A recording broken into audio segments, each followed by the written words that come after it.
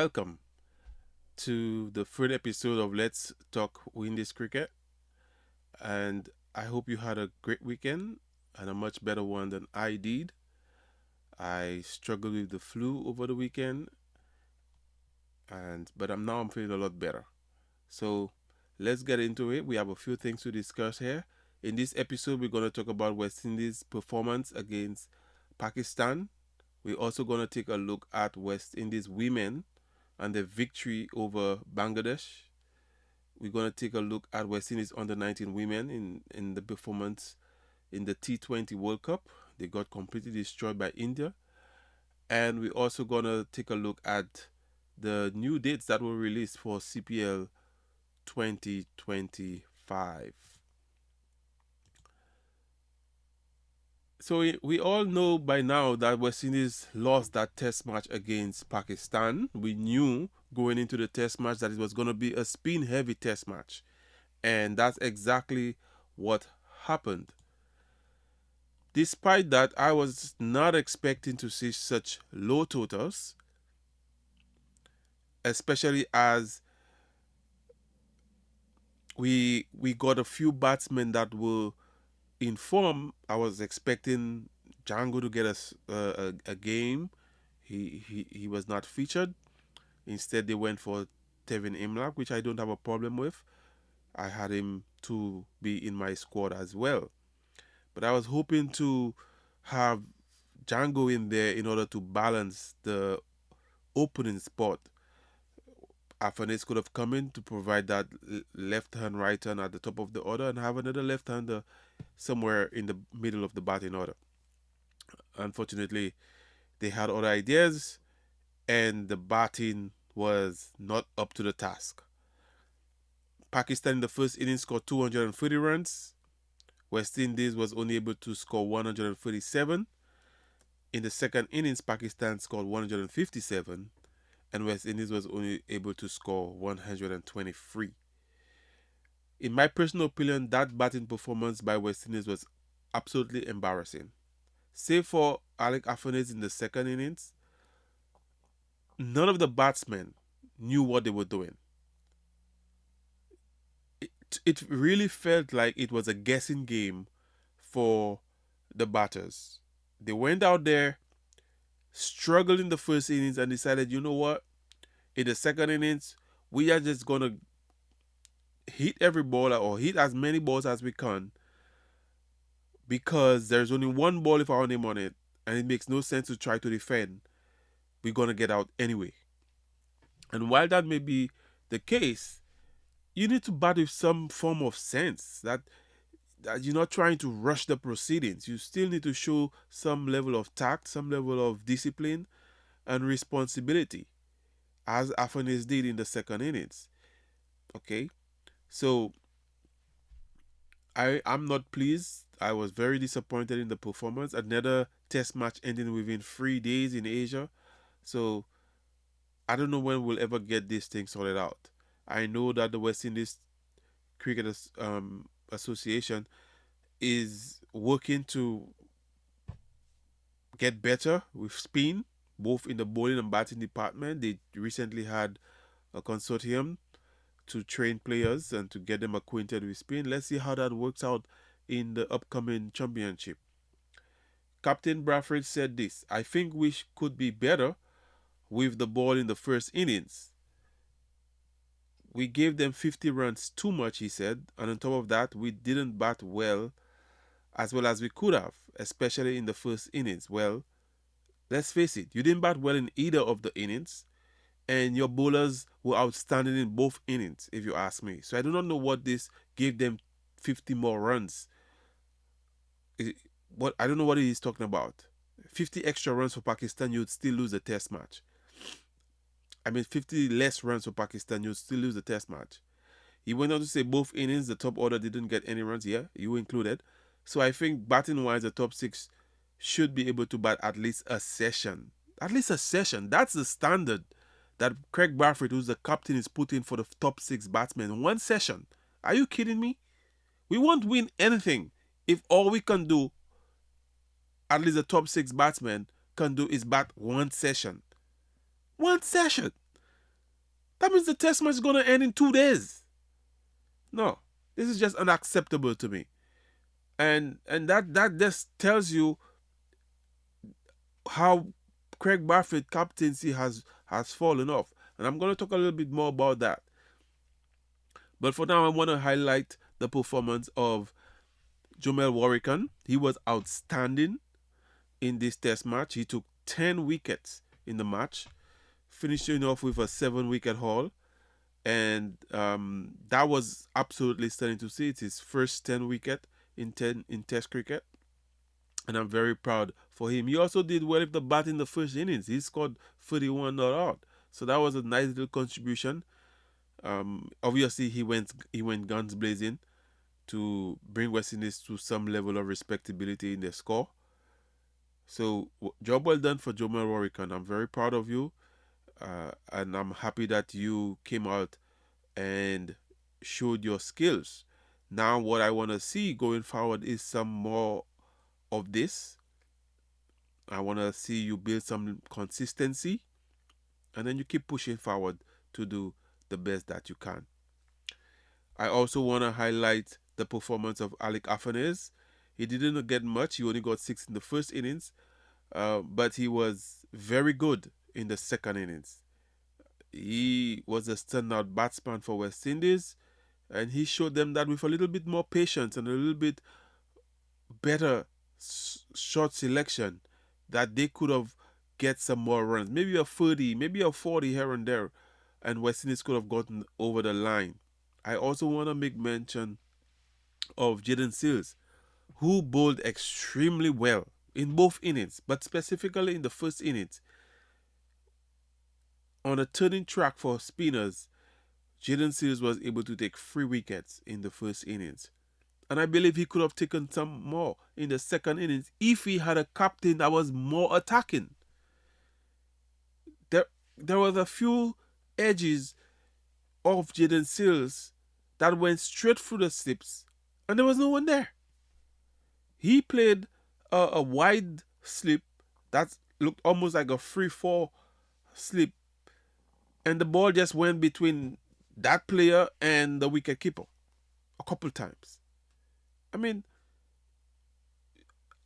this is a test match cricket. Where are the slips? I just don't understand that. In a low scoring affair where wickets are flying left, right, and center, you don't have a slip? No, man, this is unacceptable to me. And I'm very disappointed in the captaincy showed by Craig Barfoot and what he said about the game in the post-match interview. It tells me that he's lost the plot. He doesn't have any more ideas as to what to do to get this team back on top. And I'm hoping that when Coach Darren Sammy comes in, he can drive some new blood, some new spirit, new ideas, revitalize this captaincy. I don't know if he's going to push to keep Craig Barfoot as a captain. I don't know what's going to happen. Honestly, I don't know who else I would nominate to be that captain at this point. But something has to happen because I don't like how Craig Barfoot is going around captain in this team. I think he could be a lot more thoughtful, a lot more aggressive in his attacking, in his attacking decisions. But right now, he's just not doing enough. He's not doing enough to show to the bowlers and to the team that they can win this or win a game by being positive. How could you be taking so many wickets with spinners? Wickets are falling and your pacer comes in and there is no sips.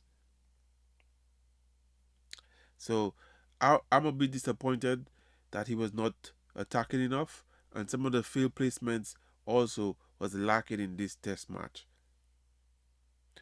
And I don't know what the philosophy was or what the reason was for having Moti bowl, what was it, 12 or 14 overs on a strut? He bowled like 14 straight overs in the first test match, in the first innings of the test match. Like, why? I just don't understand that kind of decision making at all. So I was a bit disappointed in looking at that.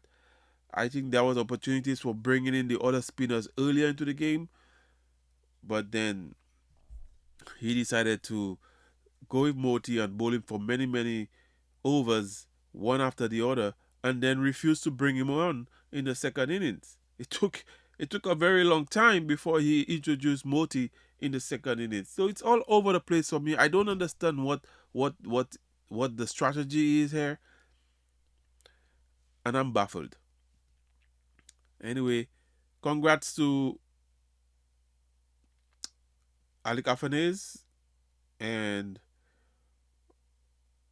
Warwican, Jamel Warwican, for their performance and to give us something to look at and to be proud of in that test match. I'm looking forward to the second one to see if West Indies would put up a better performance. Hopefully, I know it's spinning out there, but I really hope that Roach would get better and be able to feature because I still feel in the early part of the test match there is some movement and Roach is very good as in moving the ball. So if we could get the wickets early up front with the Pacers and then let the spinners do the dirty work towards the back end of the test match, I think that would be a good strategy, at least in the first innings. And we all know that um, Roach can hold the bat. So if we need someone to just stick around a little longer, hopefully that Roach could be able to play that role for us in the test match. I think Moti should be dropped in for the second test match. And I also feel one of the batsmen needs to be dropped in favor of Django. Amir Django. That's the batsman that I'm hoping to see in the next test match. So moving on to the women's and the performance against Bangladesh. They were able to bowl out Bangladesh for 198 runs within the 50 overs. Well, they didn't bowl them out. They took 9 wickets for the 50 overs. West Indies was able to score these runs pretty quickly and losing only 1 wicket, which they won the ODI by 9 wickets. This was a beautiful victory for West Indies, a confidence booster, and a much needed win after they've been struggling for some time in the ODIs, especially against tougher opponents. The next match is scheduled tomorrow, Tuesday, January 21st at 2 p.m. So if you get an opportunity to take a look at that game and watch our ladies perform, maybe that's something to cheer about, given that our men are not doing well at all. Highlights of that test match, of that ODI match, is Haley Matthews. She was exceptional. She scored 104 runs, not out. Once again, she continues to dominate in ODI cricket, scoring centuries after centuries. And I like to see that. It shows that regardless of the opponent, she is determined, her concentration is up, and that's beautiful to see. She's hungry for runs, and I think she has a huge and amazing future ahead of her. Also, kudos to Kiana Joseph, who was able to score 70 runs in only 79 balls. So that was an amazing performance by Kiana Joseph. And I'm happy because last year 2024 she had some struggles. So I'm happy to see that she is doing very well and start the year very well in 2025. Other mentions in the bowling department will be Deandra Jotin, who took 3 wickets for 40 runs and showcasing her all-rounder performance there, doing it with the ball. Hopefully we get to see her tomorrow with the bat. Unfortunately, more sad news for West Indies on the under 19 women. They got destroyed in the World Cup by defending champions India. They were bowled out for 44 runs. India was able to complete this in 4 overs, 4.1 I believe overs, scoring 47 runs for the loss of only 1 wicket. India went on to win by 9 wickets. The next match for West Indies is actually today, tonight. By the time you look at this, that match is probably already in progress or have already been taken place. So go look at the performance of our young ladies. Hopefully they will be able to beat Sri Lanka in that match. Remember, the top three in the group goes through, and West Indies are in the group with India, West Indies, Sri Lanka, and Malaysia. The top three goes through to the second round for them. So hopefully they take one of those top three spots and they make it to the Super 6, which is really a Super 12, if you look at it. But then again, they split it up into two groups when you move forward. Okay, and lastly, CPL 2025. The dates have been released. CPL will take place from August 14th to September 21st. August 14th to September 21st will be the dates for CPL 2025. So put it in your calendar and get ready for another year of entertainment. St. Lucia Kings will be defending the title. Let's see if they will be able to do it. It's not easy.